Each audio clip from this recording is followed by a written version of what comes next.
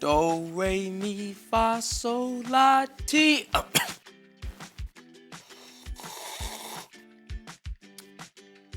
Do. Hey guys, welcome to the Story Lab. This week we're talking about friendship while we take a look at what makes a good friend. Ooh, some tea for me? Thanks, friend. I was gonna drink that.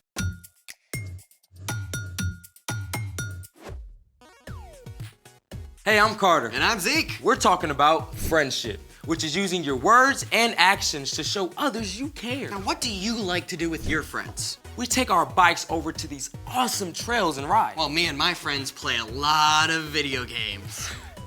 Couch potato? I prefer sofa spud. Also, we're building a robot. Cool, and totally geeky. I resemble that remark. Oh, and we are friends. Oh, for reals. We do this show together. And our secret handshake. Oh, yeah. Good. Ha. I love our secret handshake. Oh, and we got a set of friends joining us today who do something even more awesome together. Wait. Let me guess. Skydiving, domino tricks, collecting hot sauce, competitive bug eating, deep sea noodling. None of the above. Well, what do they do?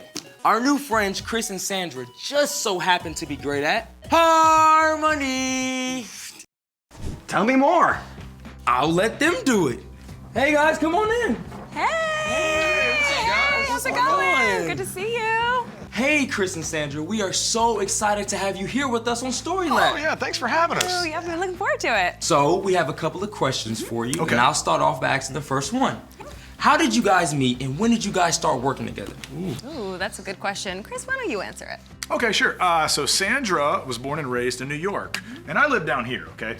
But when Sandra, at a young age, signed a record deal, okay? And she got a recording contract to record down here where I live for weeks at a time, and we happened to meet on one of her trips. And thankfully, she never went home, okay? And to this day, we still work together, we sing together, and we even run a band together. Yeah, it's a lot of fun. We have a really fun party band, so we like to say that we are the party. We're the party. And not only do we get to perform and sing together in this band, but we also work behind the scenes creatively to put everything together. So I handle a lot of the things that you see visually on stage, from wardrobe, choreography, and Chris handles the music. He's the music director. So working together is so great because we know that if one of us misses something, one of us is gonna catch it. That's right. That's good. So, speaking of that, what do you guys enjoy the most about singing together? Ooh, that's good. Well, my favorite part is really getting to travel the world together. So we get to perform in front of really, really massive audiences. But musically speaking, I would have to say this. So we get to cover the entire musical spectrum. Now, what I mean by that, see, I like blues and R&B, and Sandra really likes the rock and pop. So when we work together, we can cover the entire musical spectrum, and it makes for a lot of fun. Yeah, working together is really so much better when we are together, and we really lean into one another's strengths and we blend well together, so working together is great. And if you ask our 6-year-old at home what our family motto is, he will say, together is better. That's right. Well, speaking of together is better, we would love to hear you guys sing together. Oh, okay, that'd be fun. Okay, so here's a song that I wrote a long time ago. It's called Love Like You. And there's a really special line in this song, and it says this: "The world is better when we're working together to share God's perfect love." Okay, so I'm gonna teach it to you, and then Sandra, you can jump in, and we can all jump in together. Okay. It goes like this. The world is better when we're working together to share God's perfect love. Come on, Sandra, here we go. The world is better when we're working together to share God's perfect love. All right, everybody, you too, come on. The world is better when we're working together to share God's perfect love. Okay, you guys sound great. Yeah. Okay, All right, now it's I want to harmony. do it again, but I want to teach you something about harmony. Now, harmony is when multiple voices sing different things. They come together to make one beautiful chord, okay? So let's all sing it together again. We'll sing what we just sang, and on the second time, I'm going to sing a harmony part, okay? Let's do it. 1, 2, 3, come on. The world is better when we're working together to share God's perfect love. Now here's the harmony, here we go. The world is better when we're working together to share God's perfect love. One more time, everybody. Here we go. The world is better when we're working together to share God's perfect love. And that, my friends, is what happens when voices work together in harmony. That was amazing! Thank you. It's fun. Listen, thank you guys so much for taking the time out today to join us. Yeah, thanks for having us. Hopefully we can come back soon. Oh, of course, of course. It's time for... The story before the story. Today, we're in the book of Ecclesiastes. Much of Ecclesiastes was written by someone called the teacher, who was likely Solomon. Solomon became king while he was still very young. God told him to ask for anything he wanted, so Solomon asked for wisdom, and God gave it to him. Solomon showed such wisdom that people came from far away just to see him. Solomon lived a full life filled with riches and fame and anything he could ever want. But at the end of his life, he began to think about and question what really matters. In Ecclesiastes, Solomon shared what he learned about life under the sun, which is where our story starts. Take it away. Hey everyone, I'm Brian. As King Solomon grew older, he started to see that being super smart or famous or rich cannot make you happy for very long. In chapter 4 of Ecclesiastes, he talked about a guy who works super hard, super long hours. Money, money, money, money, money. Hey, dude, I'm not everything. And then the man looked around and realized he wasn't happy. There was nothing and no one he really cared about. Who am I working so hard for anyway? Bottom line, this guy had no friends. He had no one to share his life with. King Solomon used that setup for these next verses that pack a big punch. 2 people are better than 1. They can help each other in everything they do. Now, you probably hear things all the time like, you do you, follow your heart, go after your dreams. Now, there is some truth and wisdom in those words, but at the same time, they can push you to go it alone and just focus on yourself. And that can leave you feeling, pretty empty. After all, we are designed to be friends with God and with each other.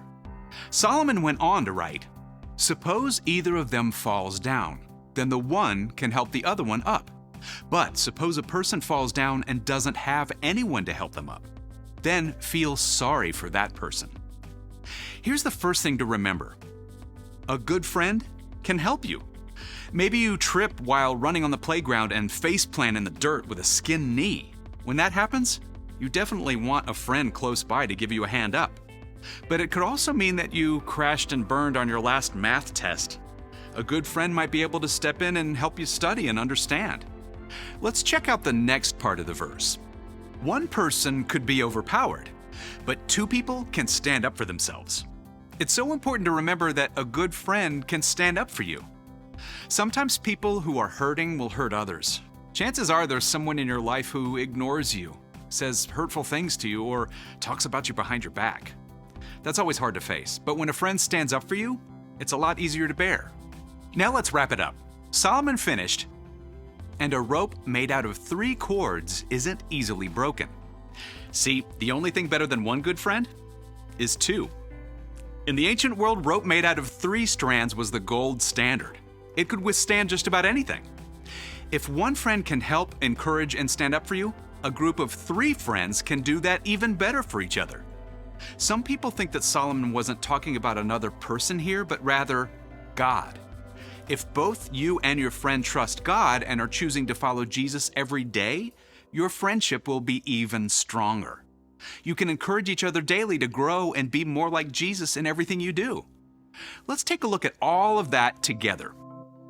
2 people are better than 1. They can help each other in everything they do.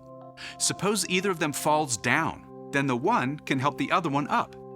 But suppose a person falls down and doesn't have anyone to help them up. Then feel sorry for that person. 1 person could be overpowered, but 2 people can stand up for themselves. And a rope made out of 3 cords isn't easily broken. Looking back on his life, Solomon realized that it wasn't the money or fame that brought him joy. It was the gifts of God, including the people in his life. The end. Wow. I mean, we spend so much time just wanting more money and stuff. But Solomon had all that stuff, and it didn't make him happy. That's right. It was the people in his life who mattered most. So what's our part in the story? We weren't designed to live life alone. Even Jesus modeled how important it is to have friends when he chose his 12 disciples. If Jesus needed friends, we certainly do too. But not just any friends. That's right. You want to choose friends who help you, who encourage you, and stand up for you. And you can do the same for them too. Now, you might not feel like you have really good friends or that the friends you have don't treat you very well, but the best way to get a good friend is to be a good friend. Be friendly to everyone, but look for someone who enjoys the things you enjoy and makes wise choices. Someone who loves, like Jesus. And you might have to step outside of your comfort zone a little and maybe invite a kid you don't know very well to play a game. Keep your eyes open at school and church and maybe be willing to try a new activity where you could meet a new friend. Because having a good friend can make all the difference in the world. You got it. See you next time. So, here's the thing. Choose your friends carefully. Friend, do you think we can sing harmony? I mean, it can't be that hard, right? Oh, come on, it's gotta be someone's birthday out there. Let's give it a go.